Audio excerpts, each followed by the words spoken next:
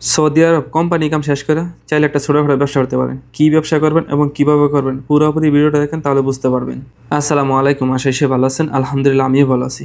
গত কয়েকদিনে যে শশাগুলো নিয়েছিলাম ওইগুলো বিক্রি হয়ে গেছে। যেহেতু এগুলো বিক্রি করে ফেলছি, তো আজকে ছিলাম বাজারে কিছু শশা কেনার জন্য। যেহেতু মাসের আজকে 2 তারিখ, একটু শশা নিতে বেশি করে। যখন কোম্পানির লোকে বেতন পায় একটু রুমে পার্টি পুটি দেয় বেশি করে। এই দিনগুলোতে একটু শশা বিক্রি হয় বেশি। যেহেতু মাসের শুরু, এদিকে সবকিছুর দাম বেশি মোটামুটি। যাক, দাম বেশি হলে কিছু করার নেই, যেহেতু মাল নিতেও আমার। এদিকে শশা কিনলাম 2 কার্টন। আমি যেগুলোকে কার্টুন বলতে আছি, সৌদি আরব ভাষায় এগুলোকে ফিল্ডিং বলে। তারা সৌদি আরব থাকেন, তারা আবার আমাকে মেসেজ দিয়ে বলেন এগুলো কার্টুন কেন বলেন আপনি। কার্টুন আমি এই কারণে করি যাতে আমার ভিডিও বাংলাদেশে অনেকেই দেখে। তো জায়গা দিকে শশাগুলো সাইকেল ব্যবসায়ী দেখাইছিলাম কিছু আদা কেনার জন্য। গত 6-7 দিন আগে যে আদাগুলো আনিয়েছিলাম, আলহামদুলিল্লাহ এগুলো বিক্রি হয়ে গেছে। তো আমি রুমের মাঝে ছোট একটা ব্যবসা করি, আপনারা সবাই জানেন। এর জন্য কিছু না কিছু মালের জন্য আসি বাজারে।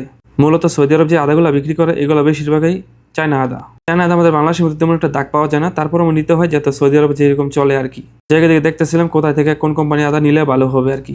এরপর শুধু দেখতেছিলাম রসুনও মোটামুটি ভালো আছে, কিন্তু আজকে নিব না রসুন।